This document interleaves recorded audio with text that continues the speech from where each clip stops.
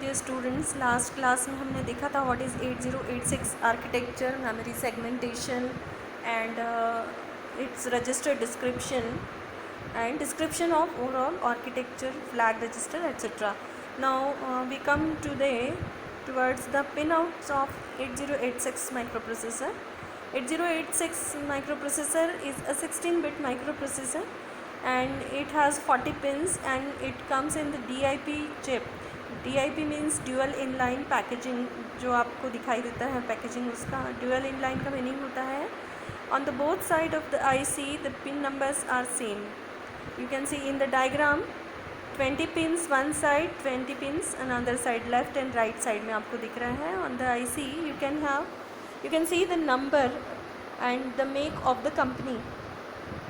So here is the pin diagram of 8085 and I think आपने draw कर लिया होगा पिन डायग्राम अपनी नोटबुक में. So we can have the description one by one. So pin power supply and the frequency signal it uses, because it is a digital device, it uses plus 5 volts DC supply at VCC pin number 40 and it uses ground at pin number 1 VSS and pin number 20 for the operation. Now the second type of pin is the clock signal, that is pin number 19. It provides timing to the microprocessor. Microprocessor can have three versions of frequencies, that is 5 MHz, 8 MHz and 10 MHz. As it is known to you, AD0 to AD15 is the 16 address or data bus. These are multiplexed address and data line. Among this, AD0 to AD7 has lower order data byte and AD8 to AD15 has higher order data byte. So during the first clock cycle of the machine cycle, it carries 16-bit address and after that it carries 16 bits data. Address oblique status bus. See, we have 20 address lines, out of which 16 address line we have seen. Remaining 4 higher order address line A16 to A18 oblique S3 to S6. These are the 4 address or status lines known as buses also. And during the first clock cycle of each machine cycle, that is when address latch enable is high, it carries 4-bit address, and for remaining clock cycle it carries status signal. Then pin number 34 is S7 oblique BHE. BHE means bus high enable and it indicates that the data transfer using data bus D8 to D15, and if this signal is low during the first clock cycle and after that it is active. Then read signal, it is available at pin number 32, used to read the signal, control signal read. Then ready, pin number 22, it acknowledges the signal available from IO devices that data is transferred. So it is indication, kind of indication that the device is ready for the data transfer. Reset, pin number 21, it is used to reset the microprocessor. INTR, interrupt, it is an interrupt request signal which is sampled during the last clock cycle of each instruction to determine if the processor is having an interrupt or not. Next is the NMI, it is non-maskable interrupt. INTR is maskable interrupt, NMI is non-maskable interrupt. Non-maskable means which cannot be masked, which cannot be avoided, which cannot be stopped. Maskable means which can be avoided or stopped or can be put in wait state.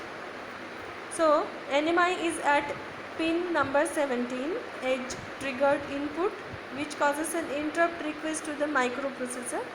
Then the signal test this, see, some signals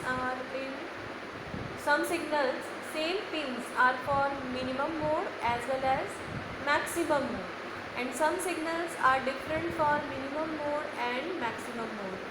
So the signals written over line is for maximum difference for minimum mode and maximum mode. So this test signal is at pin number 23. When the signal is high, processor has to wait for the idle state. Otherwise its execution continues. Then mn/max. अभी जो मैंने आपको बताया min and max, minimum mode and maximum mode.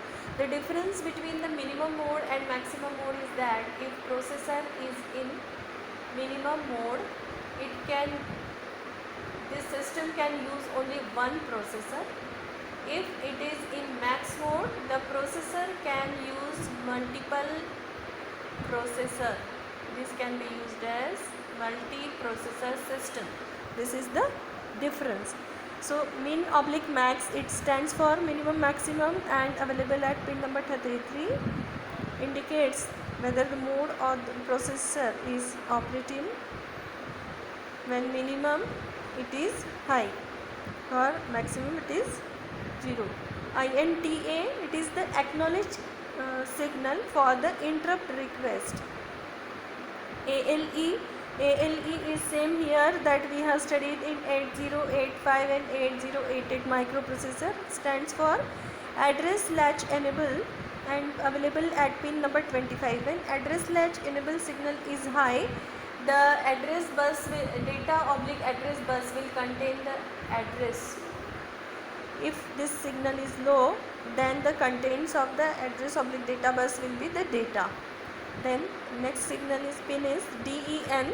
This is data enable, and this is pin number 26, which is used to enable the transceiver at 286. It is an external device used to separate data from address and data bus.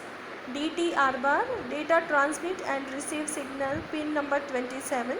It decides the direction of data flow, whether data should be transmitted or received. When high, then data is transmitted. When low, then data is received. M/IO, it operates. It shows that the operation is whether memory or with IO. IO operation से IO से data read write हो रहा है तो that will be an IO operation. M/IO. When it is low, then it is memory operation. When high, then IO operation. WR stands for write signal, pin number 29. When it is activated, then write operation is performed. HLDA and HOLD, these two are handshaking signals. The handshaking occurs between normally a DMA controller and the microprocessor. DMA controller sends hold request to the microprocessor that it wants to transfer the data and it wants to acquire the hold on the data bus.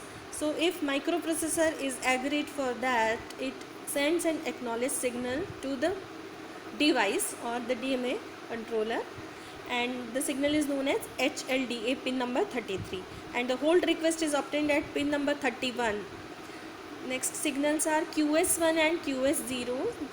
Q status signals available at pin number 24 and 25, and status of QS0 and QS1 is given as 0001 1011, and the description is given here. No operation, first byte of opcode from the queue, empty the queue, subsequent byte from the queue. S0, S1, S2, these are the status signal. We can say that this is the status bus that provide the status of the operation used by the bus controller. This bus controller is a peripheral device which is interfaced with the 8086 microprocessor, and these are the details of the status: interrupt, acknowledge, IO read, IO write, halt operation, opcode fetch, memory read, memory write, passive. Passive means no action, no indication. Then lock. When this signal is active, it indicates that other processor do not ask the CPU to leave the system bus. The system bus is locked by the microprocessor. And the last two instructions, RQ/GT1 and RQ/GT0, request and grant. These are the request and grant signal used by the other processor requesting CPU to release the system bus for them. So two devices can request at a time to the CPU for request for bus. So these were the